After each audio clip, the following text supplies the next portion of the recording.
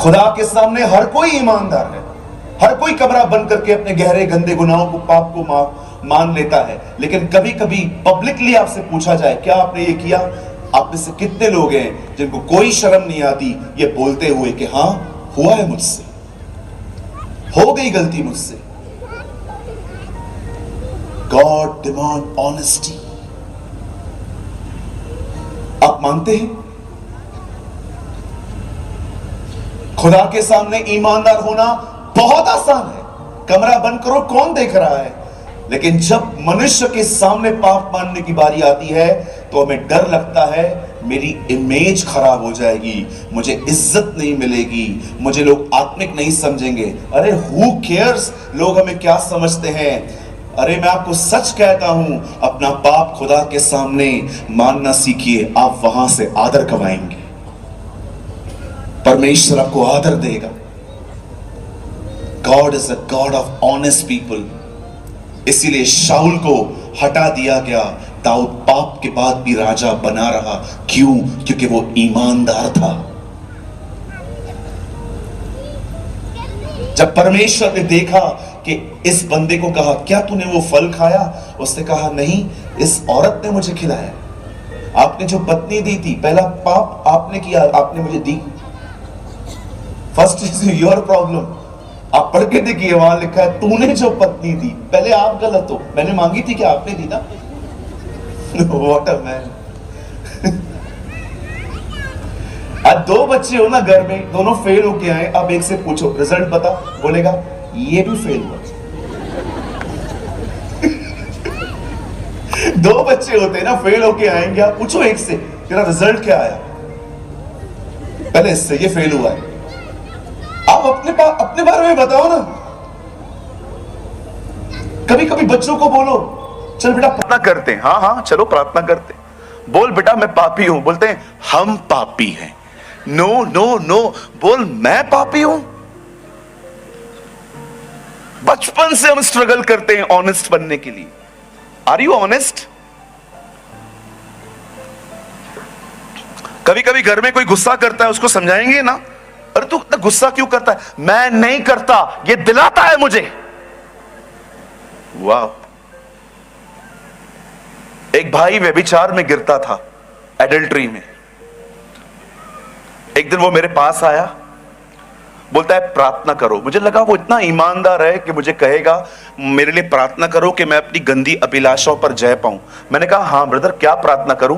बोलता है प्रार्थना करो बहनें अच्छे कपड़े पहने। मैंने कहा यार इतने मैंने कहा तू अपने लिए प्रार्थना नहीं करवाने आया? नहीं मैं ठीक हूं, ये ऐसे कपड़े पहनती हैं कि मेरा ध्यान जाता है। इतने ईमानदार लोग हैं हमारे पास, कुछ दिखता ही नहीं है इन लोग को अपने आप में। सब ये गलत है, ये गलत है, ये गलत है, वो गलत है, ये गलत है। अब सही है? हां जी। परमेश्वर ईमानदार लोगों को पसंद करता है। जब आदम ने कहा इस औरत ने मुझसे पाप करवाया है, इस बहन ने मुझे दिया फल इसलिए मैंने खाया। 45% आपकी गलती, आपने मुझे औरत दी। 45% इस औरत की गलती, इसने मुझे फल दिया। 10% मैं गलत हूं, मैं मानता हूं, लेकिन 10% हूं मैं खाली।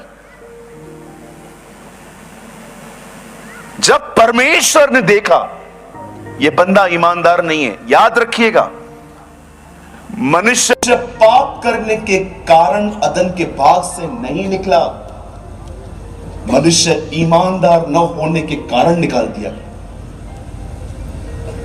आप याद रखिए परमेश्वर को आपसे, आपके पाप से अधिक पता है आपको किस बात की प्रॉब्लम है। खुदा को आपके डिसऑनेस्ट नेचर से।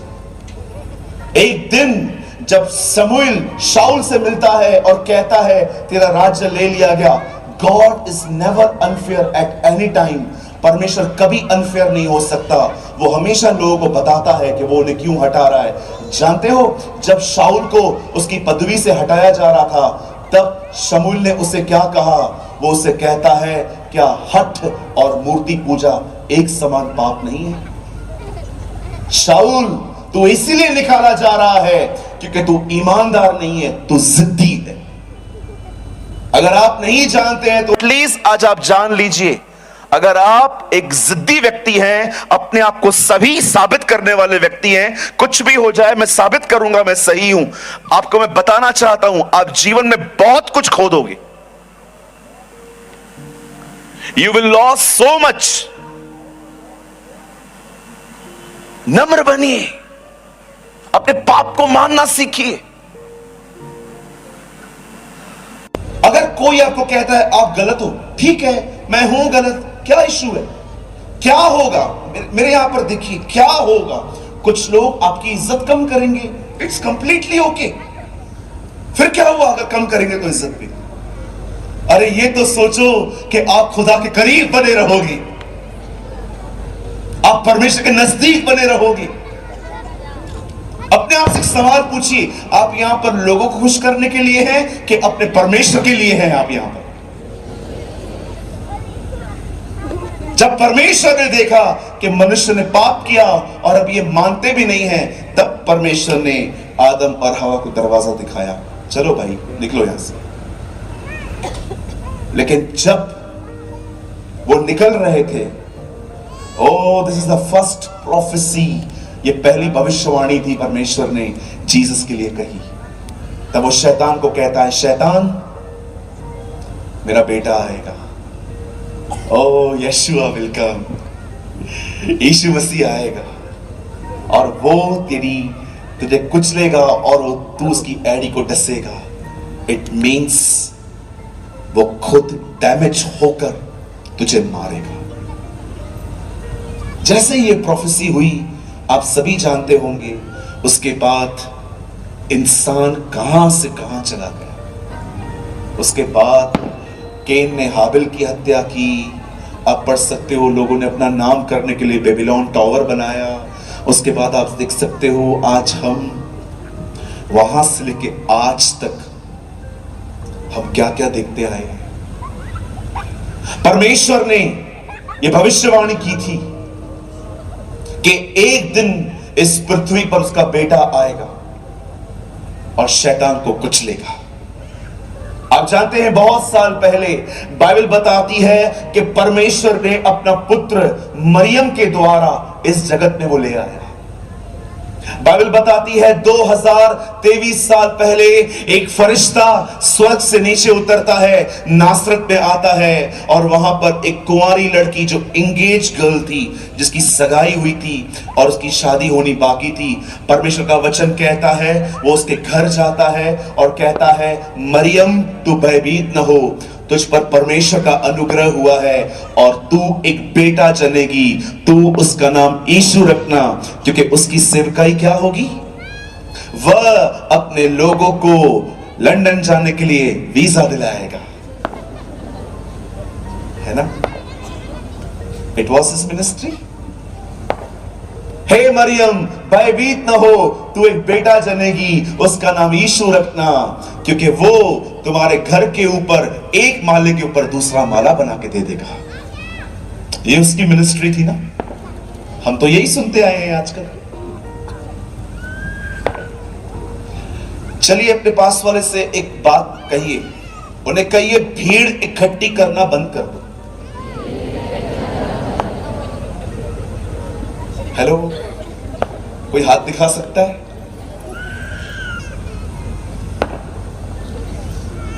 ये जो मैसेजेस होते हैं ना, ये भीड़ इकट्ठी करने की बातें होती हैं। कितने लोगों ने ये वचन पढ़ा, तू उसका नाम यीशु रखना, क्योंकि वह अपने लोगों को अमेरिका जाने के लिए ग्रीन कार्ड दिलाएगा। है ना? आप ये सुनते आए हैं ना? सुनिए मेरे भाइयों मेरी बहनों, मैं आप में से कुछ लोगों को आज कुछ समझाना चाहता हूं। यीशु हर एक को चंगा करता है। यीशु बहुतों में से दुष्ट आत्मा निकालता है। यीशु कोढ़ियों को शुद्ध करता है। लेकिन याद रखना, यीशु के आने का कारण ये नहीं है, ये वो देता है, सब देता है क्योंकि वो खुदा है। लेकिन मैं आप में से हर एक को यहां से लेके एंड तक, उस तंबू तक जितने लोग बैठे हुए हैं, मैं आप में से हर एक को बताना चाहता हूं, यीशु मसीह इस दुनिया में हमारे सिर्फ रुके हुए काम पूरे करने के लिए नहीं आया। बाइबल बताती है वो हमारे गुनाहों को बचाने और हमारे गुनाहों को क्षमा करने के लिए आया। That is the main reason of Jesus. आपको यह पता होना चाहिए कि आपका परमेश्वर क्यों आया। आप सब कुछ पा सकते हैं, पर आप में से किसी की भी, आई एम सो सॉरी मैं ये वर्ड्स यूज कर रहा हूं, मुझे पता है आपको अच्छे नहीं लगेंगे ये वर्ड्स, मुझे भी अच्छे नहीं लगते हैं, लेकिन मेरे पास फिलहाल यही वर्ड है। याद रखना, हम में से किसी की औकात नहीं है यहां पर उधार खरीद करने की। हमारी हैसियत नहीं है कि हम अपने सैल्वेशन को खरीद कर सकें।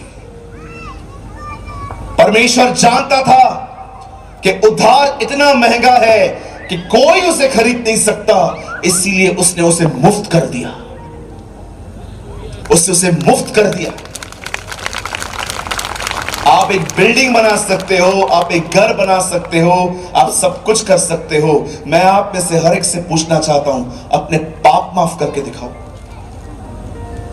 अपने बदन के अंदर, ब्लड के अंदर जो स्वभाव है पाप का, उसमें से बाहर निकल दिखाओ। अपने गुस्से पे कंट्रोल करके दिखाओ।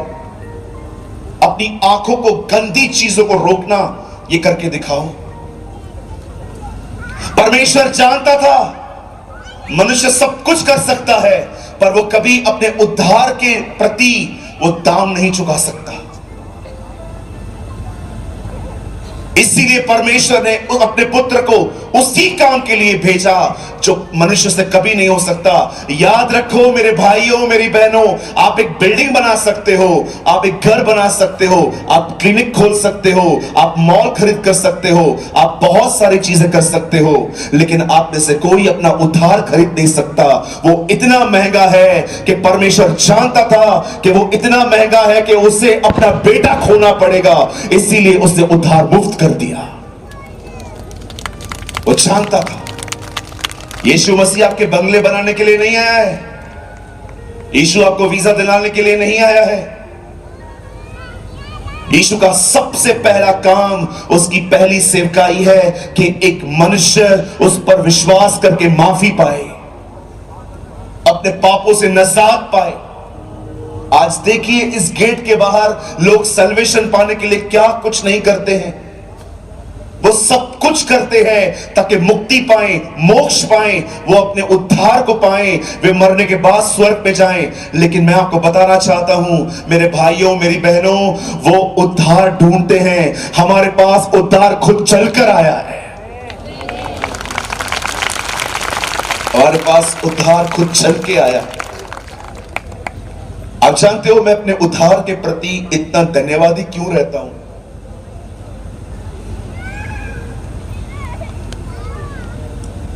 ऐसा कोई नशा नहीं है जो मैंने अपने बदन को नहीं दिया था।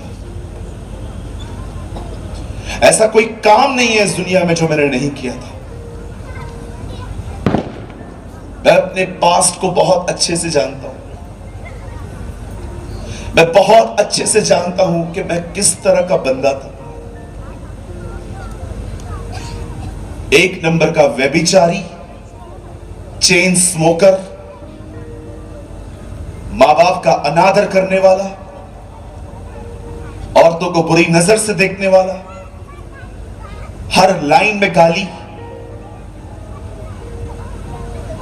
लोगों को मारना, परिवार में लड़ाई झगड़े करना, मेरे लिए ये नॉर्मल चीजें थी। मुझे लोग समझाते थे ये गलत है, मैं उनको बोलता रहा तुम पागल हो, चीटिंग नहीं करोगे, गाली नहीं निकालोगे, कमा नहीं पाओगे, तुम्हें करना पड़ेगा ये सब।